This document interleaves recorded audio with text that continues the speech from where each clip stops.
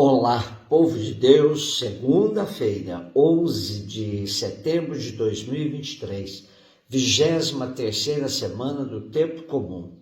A nossa reflexão de hoje é a partir de Colossenses 1, 24 a 2, 3 e Lucas 6, de 6 a 11. Irmãos, alegro-me de tudo o que já sofri por vós e procuro completar na minha própria carne o que falta das tribulações de Cristo em solidariedade com o seu corpo, isto é, a igreja. A ela eu sirvo exercendo o cargo que Deus me confiou de vos transmitir a palavra de Deus em sua plenitude. O mistério escondido por séculos e gerações, mas agora revelado aos seus santos. A estes Deus quis manifestar como é rico e glorioso entre as nações este mistério. A presença de Cristo em vós, a esperança da glória. Nós o anunciamos, admoestando a todos e ensinando a todos com toda a sabedoria para a todos tornar perfeitos em união com Cristo. Para isso eu me esforço com todo o empenho, sustentado pela sua força que em mim opera. Quero, pois, que saibais que luta difícil sustento por vós, pelos fiéis de Laodiceia e por tantos outros que não me conhecem pessoalmente, para que sejam consolados e se mantenham unidos na caridade, para que eles cheguem a entender profunda e plenamente o mistério de Deus Pai e de Cristo Jesus, no qual estão encerrados todos os tesouros da sabedoria e da ciência. Paulo retoma um tema caro à sua teologia, que é definir a igreja como corpo de Cristo. Portanto, os colossenses, cuja maioria tinha vindo do paganismo, agora fazem parte do corpo de Cristo. Era muito comum nas primeiras comunidades a intromissão de falsos mestres, introduzindo falsas doutrinas. Havia alguns deles que diziam que a missão realizada por Cristo estava incompleta. Paulo não admite isso e diz que se há o que completar a obra de Cristo, é o que podemos fazer no nosso corpo, sofrendo aflições como ele. Essa carta atribuída ao apóstolo remonta ao período em que ele estava na prisão, padecendo tribulações de toda a ordem. Porém, ele não está reclamando de sua situação, mas apresentando-a como modelo. Os colossenses, assim como os cristãos de Laodiceia, não conheciam pessoalmente Paulo, pois essas comunidades foram fundadas e animadas por Epáfras, amigo querido e do coração do apóstolo.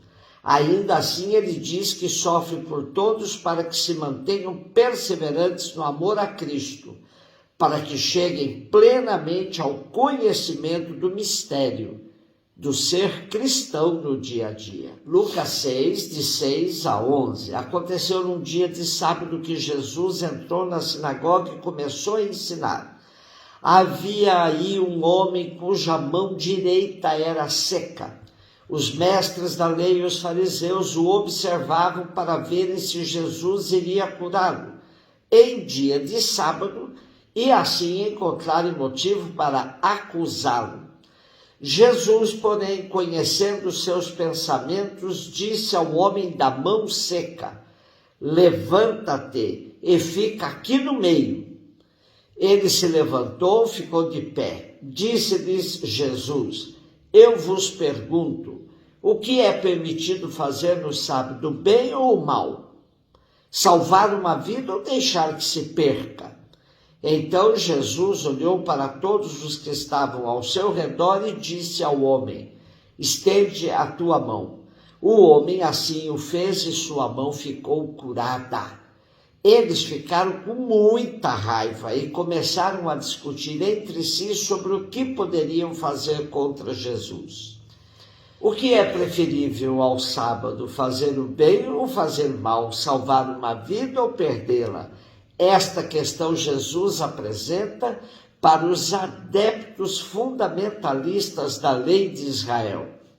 Mais uma vez, Jesus está às voltas com uma das prerrogativas centrais da lei judaica, o respeito pela lei do sábado. É bom que se diga, Jesus não condenava a lei do sábado, que ele também observava, mas punha em questão a maneira como os judeus a tratavam.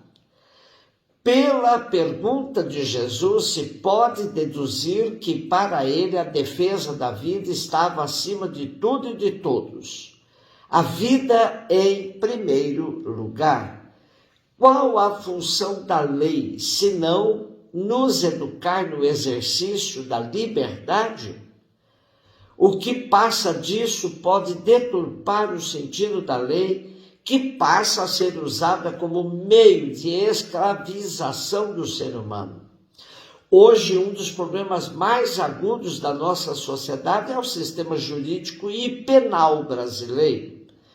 Temos quase 1 milhão de encarcerados e metade destes aguardam julgamento. Não tem pena definida.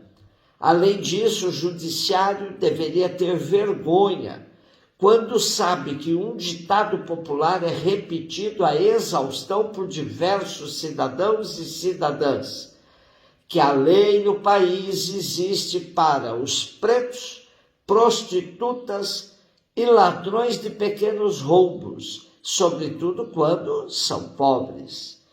Quando o rico é preso, logo paga a fiança e é liberado, enquanto o pobre fica à mercê da defesa da parte do poder público, que trata, na grande maioria das vezes, os casos com desprezo e morosidade.